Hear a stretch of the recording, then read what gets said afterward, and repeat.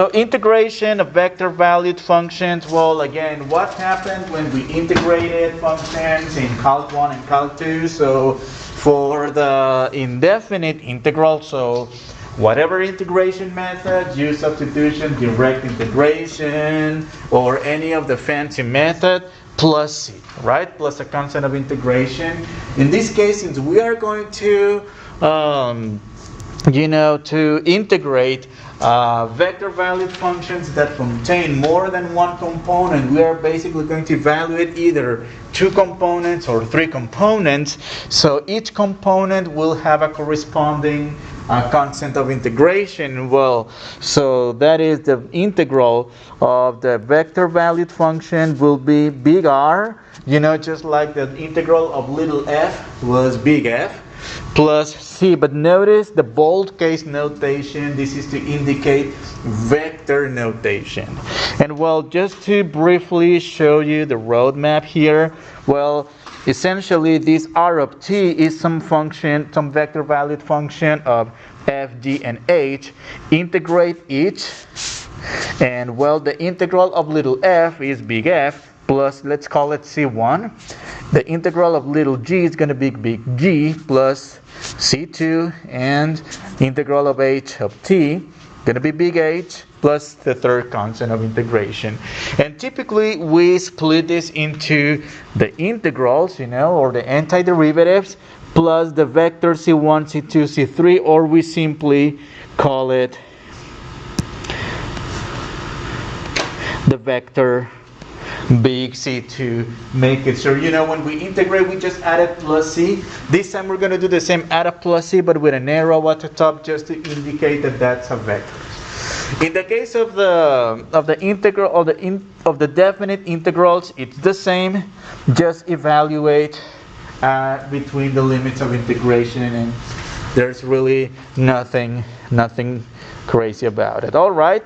So let's do one example. Let's integrate the vector function 8t, 1 over 4 plus 9t squared, 3 over 5 minus t. Okay, well, so in this case, let's just the same way we did it with the limit and the derivatives. Well, we can do it the same with the integrals, split it into three problems. The first problem is to integrate 8t dt, and well, this is a very easy integral, just general power rule. That's 8t squared over 2 plus c1, which reduces to 4t squared plus c1. All right.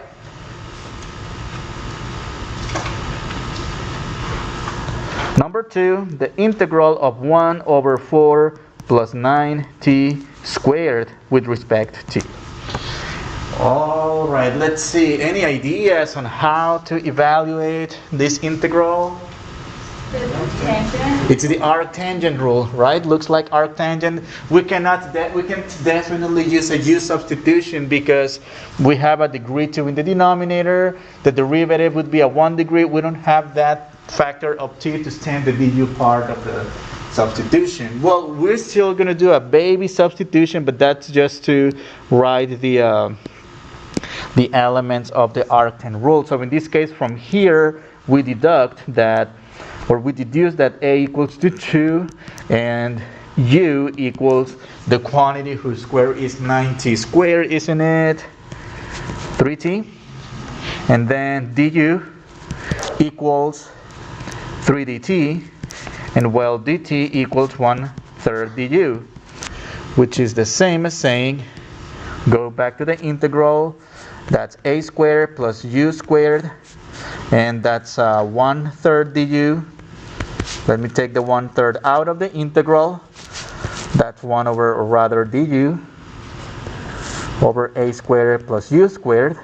So we write the integral in the form, and this will be 1/3. The integral whose result is the arctan rule, that's 1 over a. Don't forget this 1 over a. This 1 over a, I don't think it's in the arcsine and the arcsecant rule. Arctan of u over a. And then plus c. And then back substituting, that's 1/3 times 1/2, because a equals to 2. Arctan of u, which is 3t over 2 plus c. Alright, and well, this 1/3 times 1/2, that's going to give us a 1/6 arctan of 3t over 2 plus c. Oh, and in this case that's c2, right? Because we're integrating the second component of the vector valued function. And well, number 3, to integrate the third component, that's the integral of 3 over 5 minus t with respect t. And well, to evaluate this integral, in this case, how about u substitution? That should work. 5u equals 5 minus t, du equals negative dt, and dt equals to negative du. So let's take that 3 out of the integral. That's the integral, dt becomes negative du, and u in the denominator. How about we take that negative outside of the integral as well? And with this substitution, what's the integral of du over u? Isn't that number 1 negative 3 ln of just u? Absolute value of u, right? And in some cases we may need that absolute value, in some cases we don't need that absolute value, but in the meantime, let's write it down. We'll figure out if we will need it. So negative 3 ln of absolute value of 5. Yes, in this case we need those absolute value bars. Plus C3, by the way. Alright? And the reason why we need these absolute value bars is because the quantity 5 minus t can output both positive and negative quantities. If we had something like ln of absolute value x squared plus 9, here the absolute value bars are not really needed, because for whether positive or negative values, x squared is always positive, plus 9 it's even more positive, so no need for absolute value bars in this case. Alright, so we got this. Let's go back to the top of the problem right here. And so this will be 4t squared plus c1 comma 1/6 arctan of 3t over 2 plus c2 comma negative 3 ln of absolute value 5 minus t and plus c3. Alright, and again, that's one way to write our final result, but just in case MyMathLab gives you a different layout, let's write this down as 4t squared plus c, oh no, not plus c, just 4t squared plus 1/6 arctan 3t over 2 and negative 3 ln 5 minus t plus c with an arrow at the top, because that arrow at the top, actually this means, let me, C1, C2, C3. This is what this C with an arrow at the top means. Alright? And well, that's one example of evaluating an indefinite integral involving vector valued function. And again, it's nothing new other than the context of putting it together into a vector valued function. Let's look at example number 5. Evaluate the integral from 0 to pi over 2. And well, in this case, the presentation is a linear combination of I and j, not the component form. So let's see. As usual, let's split this into 2 separate problems. Number 1, that's the integral from 0 to pi over 2 of 3 sine squared t cosine t dt. And let's compute that integral. So In this case, I think we can use u substitution in this case because we have this sine squared and we have the derivative of sine multiplying with the dt, which is cosine. So if we set u equals to sine t du equals cosine t dt, and we got that cosine t dt that stands the du part of the problem, so we may just let me take the 3 out of the integral. Well, so that's the integral of u squared du, which is 3u cubed over 3 plus c, or not plus c1, not plus c in this case. Once I back substitute here, that's going to be 3 over 3, and that's a sine cubed t. But in this case, evaluate it from 0 to pi over 2. So back in Calculus 2, for those of you who were in my class, what I did is to change the limits from the world of t or the world of x to the world of u. So this time you may not see me doing that very often. Or if you can do it that way, that's fine. Either way, that will ultimately, technically, that's the correct way to carry out an integration problem by when we're using a u substitution. If we carry the functions to its substitution in the world of u, so we have to do the same with the limits as well. But for the sake of time, I'm just going to do this. So that's going to be sine pi over 2 quantity squared, or cube rather, minus sine of 0 cubed. Sine of pi over 2 is that 1? 1 cubed minus 0 cubed, that's 1. For the second integral,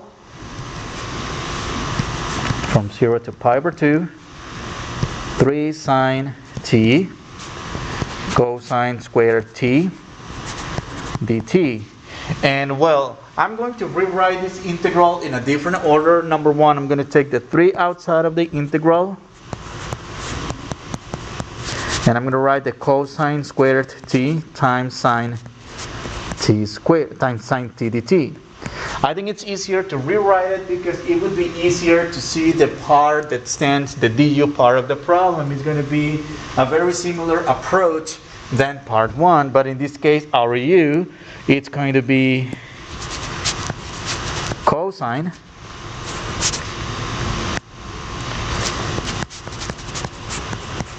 and our du, in this case the derivative of cosine, what's that? Be careful. Negative sine, right? Negative. And sine t dt equals negative du. So in this case, let's go back to the integral. So we're going to have 3 times the integral of u squared times negative du. Let me first take that negative outside of the integral so we have an integral that it's nicer to read.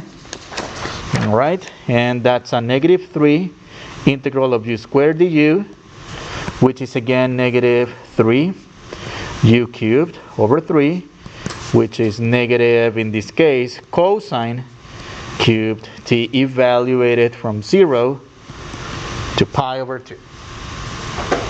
Alright, so what did I do? I canceled the 3's and did the back substitution. And same, so I'm going to take this negative outside. I'm going to do cosine cubed of pi over 2 minus cosine cubed of 0. And well, what's cosine of pi over 2? Isn't that 0? 0 cubed is 0 minus cosine of 0, which is 1. 1 cubed is 1. 0 minus 1 is negative 1 times the negative in front is 1.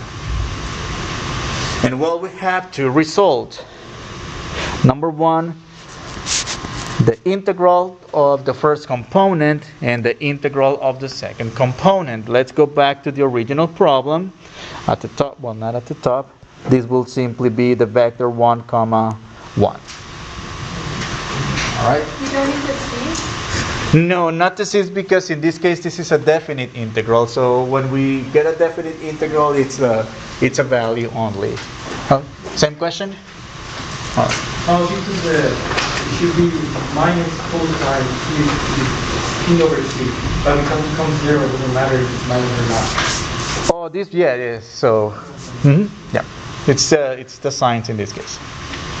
So 0 minus 1, it's negative 1 times a negative in front. Yeah, but I'm saying like the normal is cosine t, right?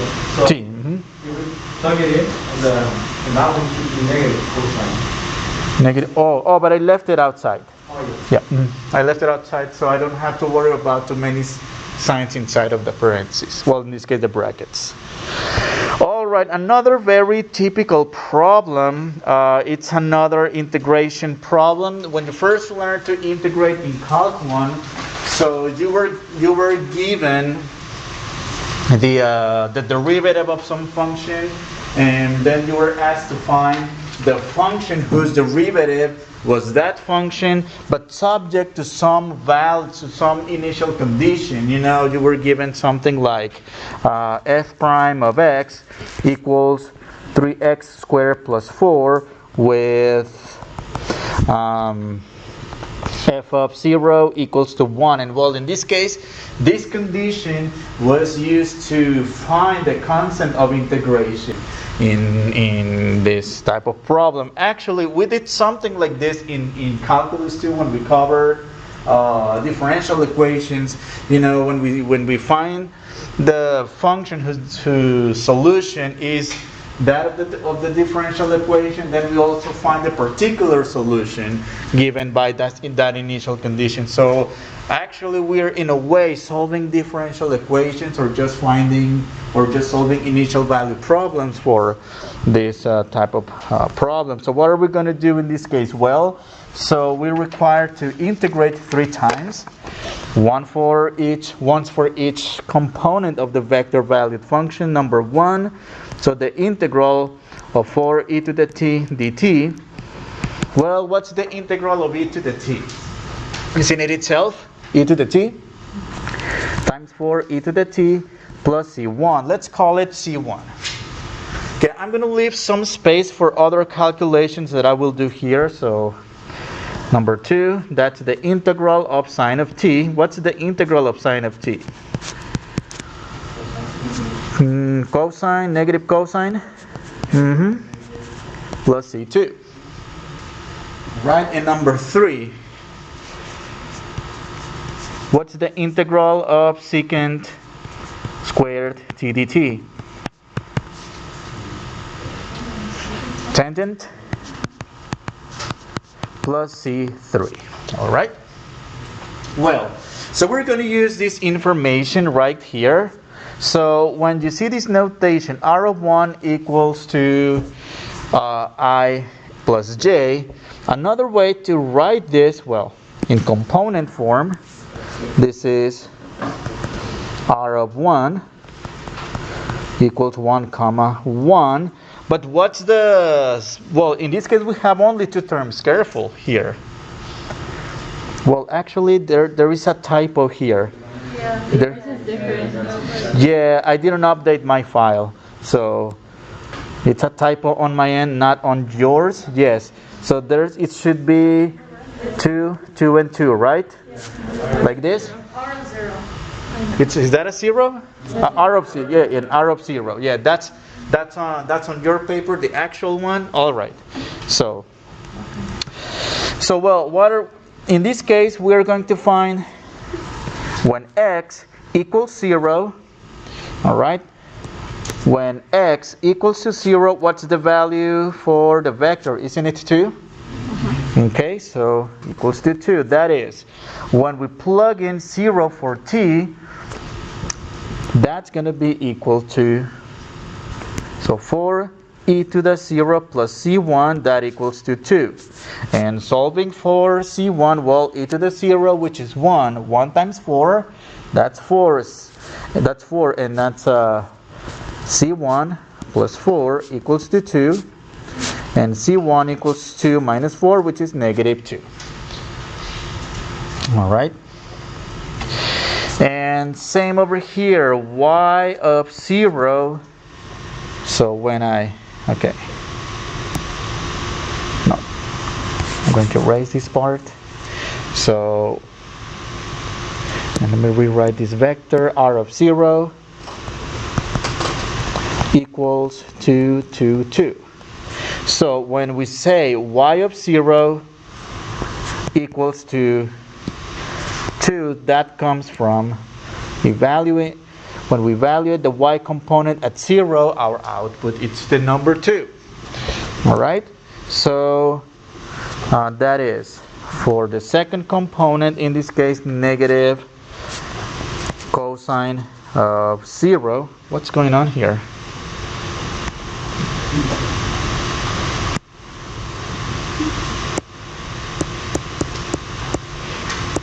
We didn't ask for these shapes right here. No. Okay. This is off. Okay, so 2, that's no, I didn't ask for any shapes. No. Yeah, there you go. Perfect.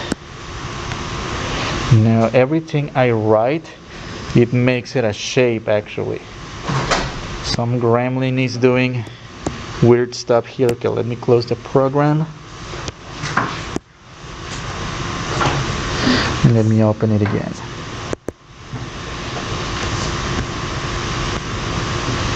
Okay, hopefully the gremlin is gone. Alright. So y of 0 equals to 2. That means a negative cosine of 0 equals, plus C2 equals to 2. But what's cosine of 0, isn't it? But times the negative, that's a negative 1 plus C2 equals to 2. C2 equals to 3. Alright, and last but not least, z evaluated at 0 equals to 2 because it's by this notation, r of 0 equals to 2. The z component is going to be equals to 2. So in this case, tangent 0 plus C3 equals to 2. But what's tangent of 0? So C3 equals to 2. So we got the constants of integration, 3 of them in this case. Let's go back and write the vector valued function. In this case, no constant of integration. Actually, we have an initial condition here. So r of t 4e to the t minus 2 negative cosine t plus 3 tangent t plus 2. And that's final answer. Alright. We're going to do a little bit more of this in the next section actually. Alright, so actually this concludes the section.